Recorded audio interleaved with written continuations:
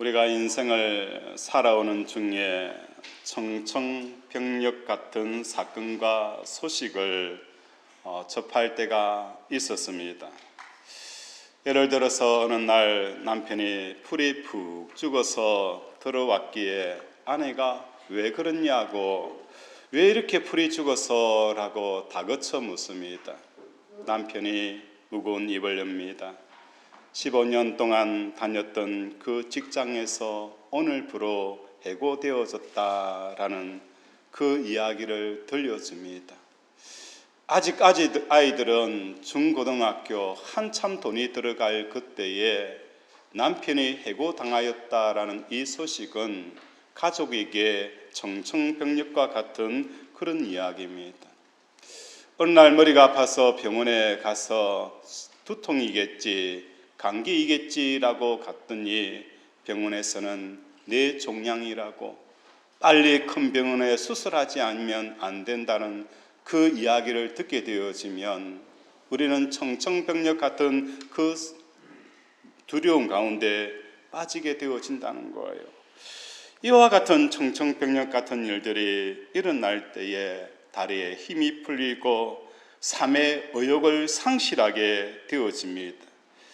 그런데 이와 같은 사건들을 만났을 때에 이것이 단순히 하나의 사건으로 끝나는 게 아니라 우리의 생각 속에 깊이 들어와서 이 청천벽력 같은 그 일들은 마치 왕이 되어져서 우리를 다스리고 군림하며 우리의 인생과 우리의 마음을 완전히 유린당하고 피폐하게 하는 그런 결과를 가져온다는 것입니다.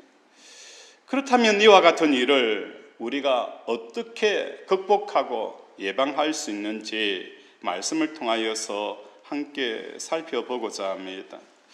오늘 본문은 아수르 2차 침입의 배경을 가지고 있는 내용입니다. 히스기야 왕은 애국과 동맹을 맺어서 아수르의 그 남하 정책을 저지하려고 하였으나 결국은 실패하게 되어집니다. 막대한 양의 금과 은을 조공을 바쳐서 겨우 아수르 사내들의 왕을 무마시키고 또 평화 협조 약조를 통하여서 1차 위기를 모면하게 되어집니다. 그런데 얼마 있지 않아서 사내들의 왕이 재차 침공을 하게 되어질 때가 2차 침입이라는 거예요. 조금 전까만 하더라도 그 많은 은과 금을 들여서 평화 협조 조약을 맺었기 때문에 이제는 한숨을 돌려도 괜찮겠구나. 이제 사내들의 왕이 우리나라를 다시 침입하지 않을 것이다 라고 안도의 한숨을 쉬고 있는 그 순간에 변심한 사내들의 왕이 2차 침범을 하게 되어지는 것입니다. 이러한 모습을 바라보면서 우리의 삶도 이와 같지 않을까라는 생각을 하게 되어집니다. 히스기야 왕처럼 조공을 바치는 심령으로 삶을 살아갑니다. 그래서 내가 조공을 바쳐서 무마해서 이뤄낸 내가 조공을 바쳐서 무마해낸 그 모든 결말들, 실제적으로는 이게 결말이 아니고 끝이 아니더라는 거예요. 내가 조공을 바쳐서 무마하였던 이 평화 협조 조약이 다 해결되어지는 줄 알았는데 그게 아니더라는 거예요. 1차 침공을 통하여서 히스기야 왕은 어마어마한 조공을 바쳐서 평화 조약을 맺었는데 한순간에 그 언약을 어기고 2차 침입을 하는 것처럼 우리의 삶도 마찬가지라는 거예요. 내가 머리 쓰고 조공 바치고 무마하여서 끝을 가져온 그 끝이 아니고 결말이 아니라는 거예요. 오늘 우리의 삶의 끝과 결말은 누구를 통해서 이루어지는 거예요? 우리의 일은 하나님이 끝이다 라고 해야 우리의 사업의 그 끝이 되어지는 거예요. 하나님께서 이것은 결말이다 라고 하나님께서 결말을 내리기 전에는 우리 인생에 결말이 났다라고 안심할 수 있는 사건이 하나도 없다는 것을 우리에게 보여준다는 것입니다. 하나님이 끝내지 않는 일들은 분하의 때를 기다리는 그 활활산과 같은 거예요. 언제 터질는지, 언제 변수가 일어날는지 알 수 없는 활라산처럼 여기저기에서 터져 나올 수 있는 그 활라산이라는 것입니다. 그렇다면 성경은 우리에게 이 인생의 전쟁터 같은 삶을 살아가는 우리에게 어떤 해결책을 주는 것일까? 우리 2절을 다시 한 번 더 읽겠습니다. 시작.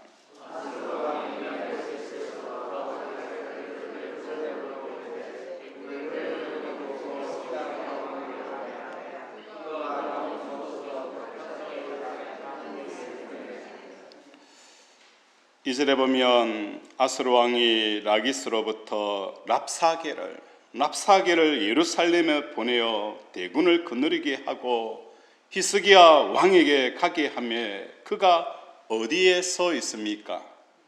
이무수도 겨 세탁자의 큰 발길의 섬에라고 성경은 표현을 하고 있습니다. 이 자리가 어떤 자리인가? 거대한 사내들의 왕이 랍사게를 통하여서 어마어마한 군대를 이끌고 섰던 그 자리가 어떤 자리냐? 위무수도 겨 세탁자의 밭 큰 길에 섰다라고 말씀하는데 이곳이 어떤 곳이냐면 이사야 7장 14절 우리 한번 찾아보도록 하겠습니다. 이사야 7장 14절 우리 함께 읽겠습니다. 시작. 그러므로 주께서 친히 징조를 너에게 주실 것이라. 보라, 청녀가 잉태하여 아들을 낳을 것이요 그의 이름을 임마누엘이라 하리라. 그가 악을 버리고 선을 택할 줄 알 때가 되면 엉킨 젖과 꿀을 먹을 것이니라. 이 자리가 어떤 자리냐? 하나님께서 히스기야 왕 아하스에게 주시는 그 메시지가 있던 자리였습니다. 아하스는 아수르에게 파병을 요청하려고 하였습니다. 이때 이사야는 하나님께서 너희들을 지켜주실 것이다. 다른 외국 세력이 아니라 하나님께서 이 상황 가운데 너를 지켜주시고 이 나라를 지켜주실 것이다 라고 약속하셨던 그 임마누엘의 선포한 자리가 바로 그 자리였어요. 하나님께서 너희와 함께 하실 것이다. 하나님께서 이 군대를, 이 위기를, 이 어려움을 하나님께서 너희를 지켜주실 것이다 라고 이사야를 통해서 예언하였던 그 자리가 바로 그 자리였다는 것입니다. 랍사게가 유다의 백성을 도발하여 모욕하고 여호와의 이름을 욕되게 하며 또한 이스라엘의 모든 사람을 두려움으로 몰아넣게 하였던 그 선자리, 두려움의 자리, 그 자리에 하나님께서는 이미 이사야를 통하여서 무엇을 말씀한 거예요? 임마누엘, 너희가 하나님께서 너희와 함께 하시겠다라는 그 임마누엘이 선포된 자리라는 것입니다.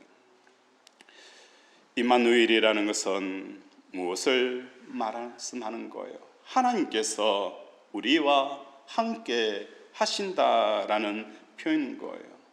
하나님이 우리와 함께 한다라는 것은 상방 협약이고 연합이라는 거예요.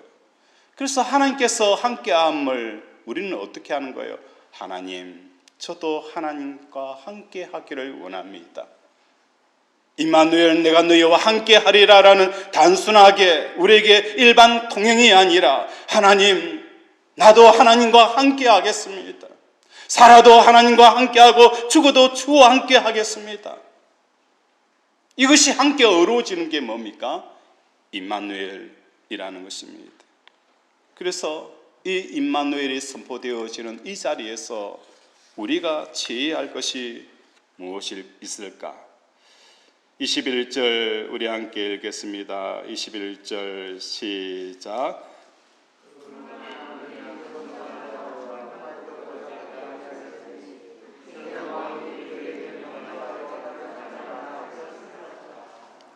랍사게가 이스라엘 왕을 향하여서 두려움을 심어주고 또한 그 위용 앞에서 떨게 하는 그 이야기를 할 때에 히스기야 왕은 이스라엘 백성을 향하여서 이렇게 선포했습니다.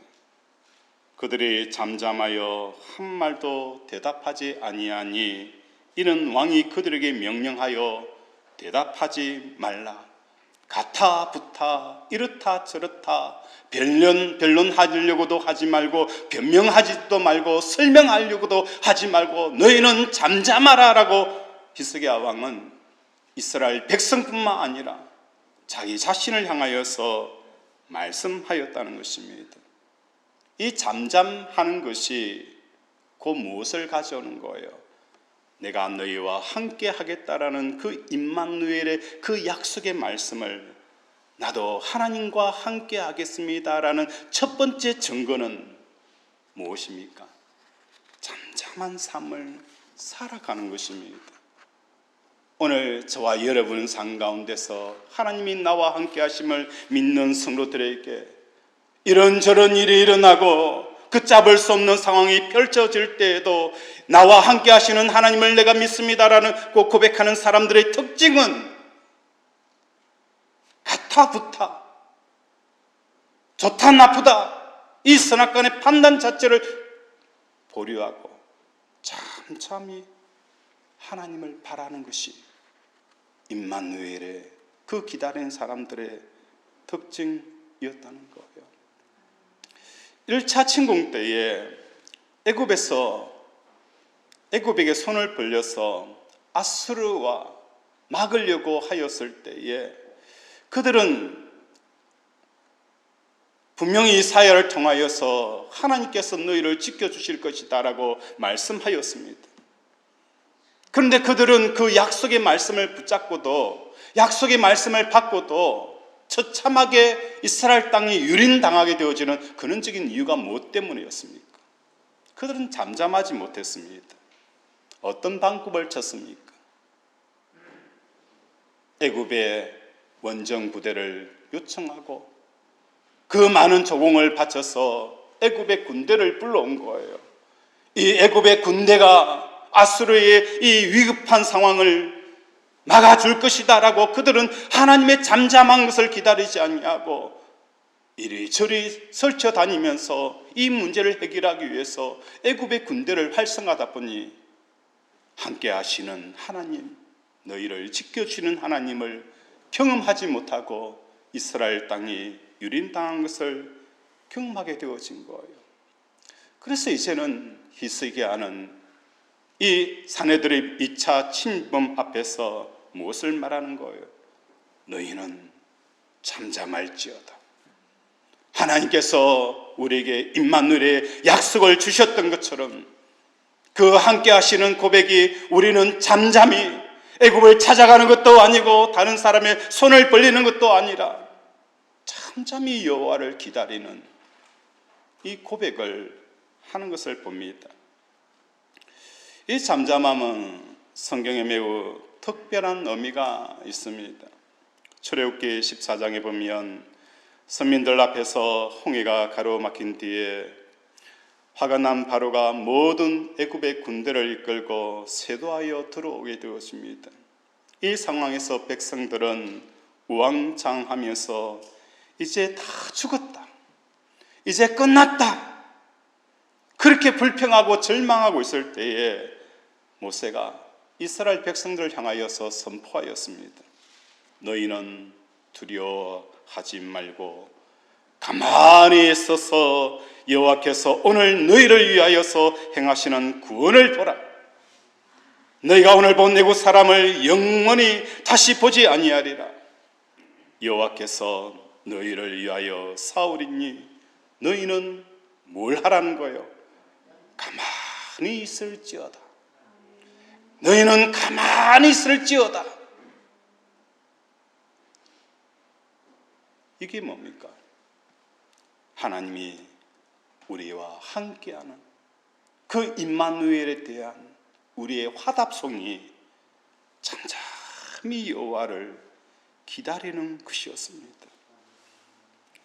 이러한 모습은 여호수아의 6장 10절에서도 여리고성을 공략할 때에 여호수아가 백성에게 이를 때 너희는 외치지 말며 너희의 음성을 들리게 하지 말며 너희 입에서 아무 말도 내지 말라. 이 상황이 펼쳐졌을 때에 당신이 제대로 일을 했으면, 당신이 집안 살림을 제대로 했으면 이런 일이 일어날 수 있을까? 자녀들이 왜 이렇게 되어져서 당신이 책임지고 하지 않았기 때문이야. 사업이 이렇게 어려워지면 김 부장, 김 과장 누구에게 탓을 돌리고 누구에게 입을 열지 않냐고 무엇을 하라는 거예요? 잠잠히 기다리라는 거예요. 이것이 구약 이스라엘 백성들에게 주어졌던 하나님의 말씀이라는 거예요. 오늘 우리 살아가는 권속들의 삶 가운데 여러분이 서서 그 두려움의 세력이 서서 선포하는 그 자리는 이미 이사야를 통하여서 무엇을 선포하는 거예요? 하나님께서 너희와 함께 하겠다. 세상 끝날 때까지 내가 너희와 함께 하겠다. 그 복음이 선포되어진 자리인 거예요. 그래서 우리는 뭘 해야 되는 거예요? 두려워하지 말고, 우리의 생각을 내지 말고, 우리의 감정을 드러내지 말고, 우리의 소원과 우리의 계획을 내려놓고 잠잠히 하나님을 기다리는 저와 여러분이 되어지기를 주님의 이름으로 축원을 드립니다. 도적이 뭘 하는 거예요? 도적을 잘 잡을 수가 있어요. 그래서 범죄 드라마 가운데서 도적질을 한 사람이 잡혀서 그 사람에게 요청을 합니다. 당신이 이런 문제를 해결하면 사면해 주겠다. 그래서 오히려 경찰들보다도 도적되어진 사람이 도적을 더 잘 잡는 걸 볼 수가 있어요. 오늘 우리 삶을 살아가면서 우리 가슴을 녹이는 이 청청병력 같은 이 소리는 무엇을 통해서 이 청청병력 같은 소리를 무마시킬 수 있느냐? 나쁜 청청병력의 소리를 좋은 청청병력의 소리로 몰아낼 수가 있다는 것입니다. 이 청청병력 같은 소리는 예수님의 십자가 사건이라는 것입니다. 구약에는 장차 오실 예수를 바라보았습니다. 그리고 성경의 번제단의 의미는 십자가의 사건의 예표였습니다. 예수님께서 오셔서 십자가에서 죽으시고 희생 제물이 되셨습니다. 예수님의 죽음이 곧 나의 죽음인 것입니다. 나의 죽음을 선포하는 이 소식이 바로 하나님께서 가장 좋은 청청병력의 소리고, 두려움에 사로잡혀 떨고 있는 우리에게 그 두려움을 몰아내는 이 청청병력 같은 그 좋은 소리는 무엇입니까? 예수님께서 나를 위해서 십자가에 돌아가셨다. 나도 예수님과 함께 십자가에 죽었다. 이것이 세상의 모든 두려움의 청청병력을 내몰 수 있는 그 강력한 천둥과 번개의 소리라는 것을 깨닫는 저와 여러분이 되어지기를 원합니다. 사업이 절대절명의 위기에 처해져서 파탄의 진경에 이르렀을 때에 우리는 청청병력 같은 상황이다 라고 표현합니다. 그런데 예수님께서 너는 나와 함께 세상에 대해서 죽었다라는 이 소식을 우리에게 전해줍니다. 믿음이라는 것은 사업도산의 위기보다도 예수님의 죽음이 나의 죽음이라는 더 큰 청청병력 것을 받아들이는 것이 뭐예요? 믿음이라는 거예요. 오늘 우리의 믿음이 뭡니까? 단순히 주일날 성경책 들고 교회 가서 1시간 예배 드리고 오는 것이 우리가 믿는, 하나님을 믿는 믿음입니까? 삶 속에서 우리 삶 가운데 이 믿음을 발휘하지 않으면 우리는 여전히 영적인 베이비가 되어지고 성장하지 못하는 거예요. 예수를 10년 믿은들, 20년 믿은들 무슨 소용이 있겠습니까? 차라리 계룡산에 10년 더 닦았다는 것이 더 낫지 않을까요? 어찌 보면 계룡산에서 10년을 돌을 닦은 사람보다도 우리는 일평생 예수의 복음의 돌을 닦은 사람들인 거예요. 누가 보더라도 계룡산에 도 닦은 사람과 비교할 수가 없는데 오히려 그들보다도 더 미약한 건 왜 그런 거예요? 우리의 믿음이 교회 안에서만 국한되어지기 때문이라는 거예요. 사업도산의 위기보다도 예수님의 죽음이 나의 죽음이다라는 것을 더 크게, 더 큰 천청병력 같은 그 소리로 받아들이게 되어지면 세상의 두려움의 소리, 근심의 소리, 염려의 소리들이 싹 다 빠져나가게 되어진다는 것입니다.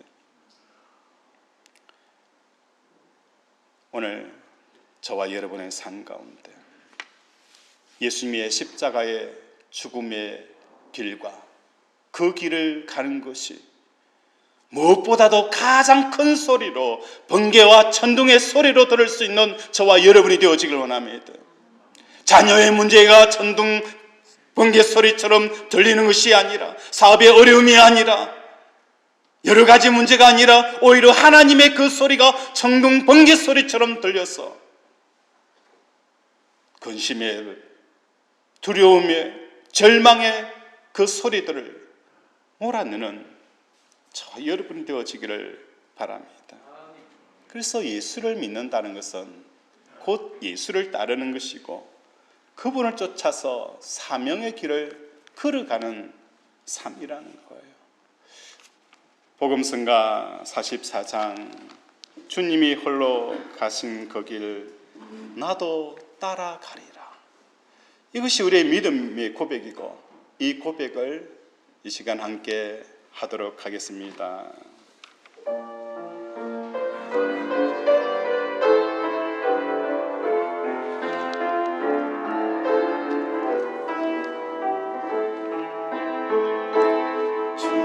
주님이 홀로 가신 그 길 나도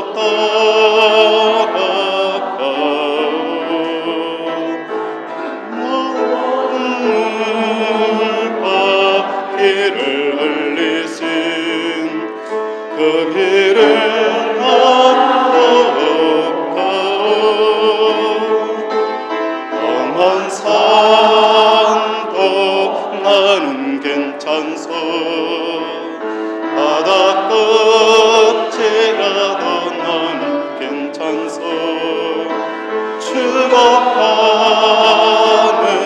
저들을 위해 나를 버리길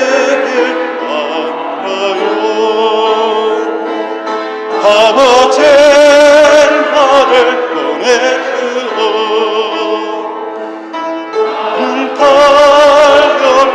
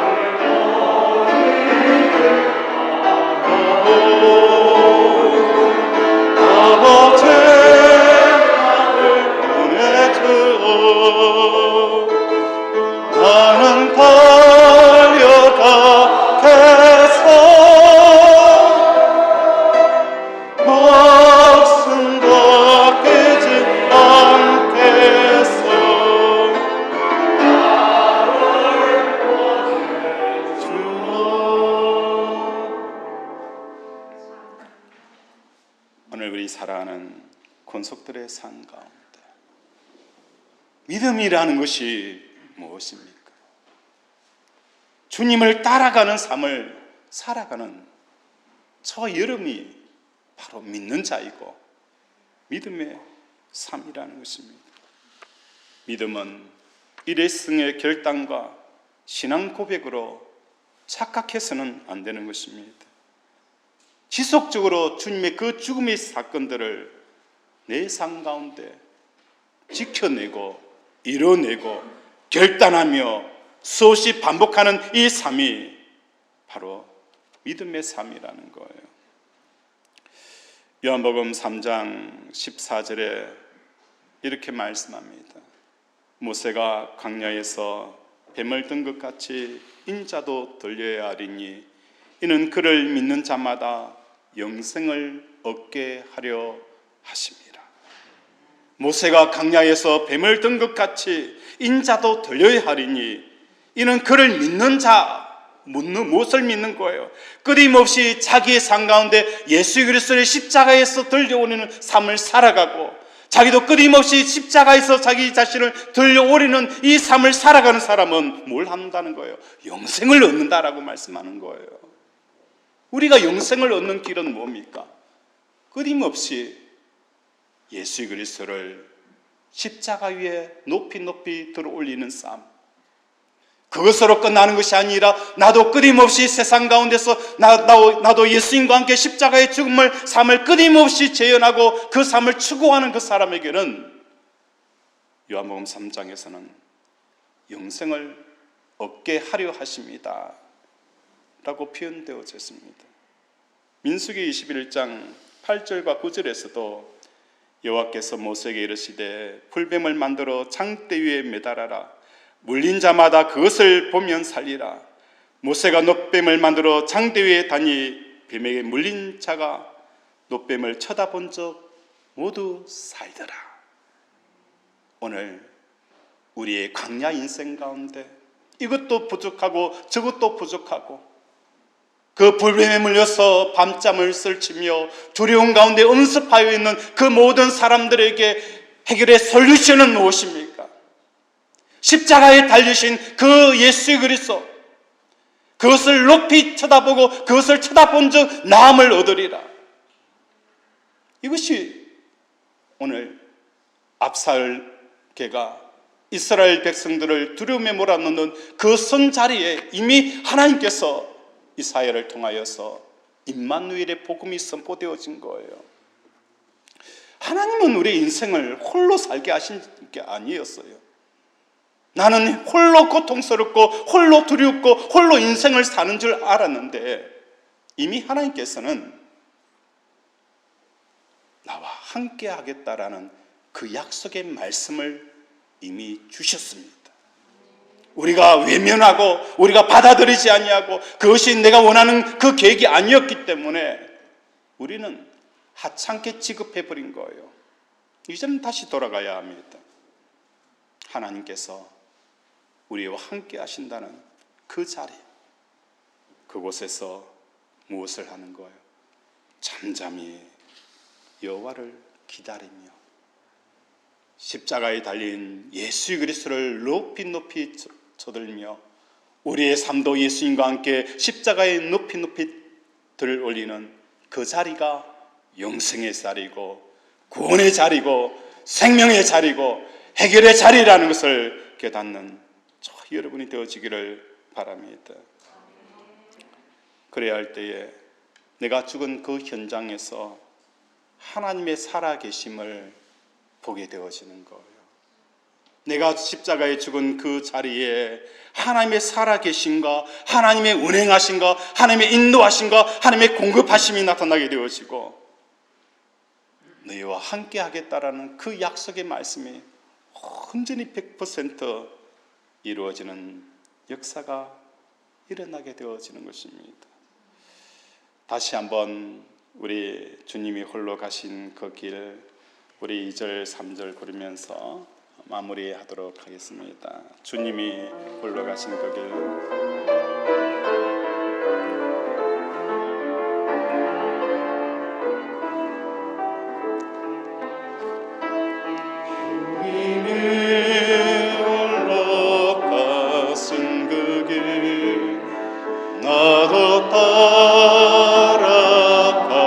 아멘.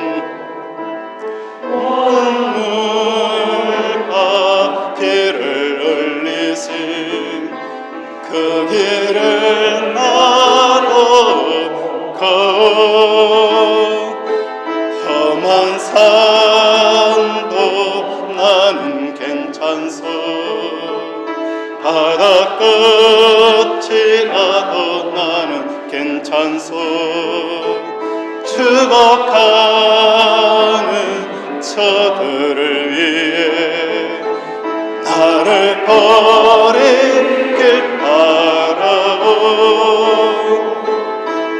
오직 나를 보내주오 나는 달려가겠어 목숨도 아끼지 않겠어 나를 보내주오 세상이 나를 미워해도 나는 사랑하겠어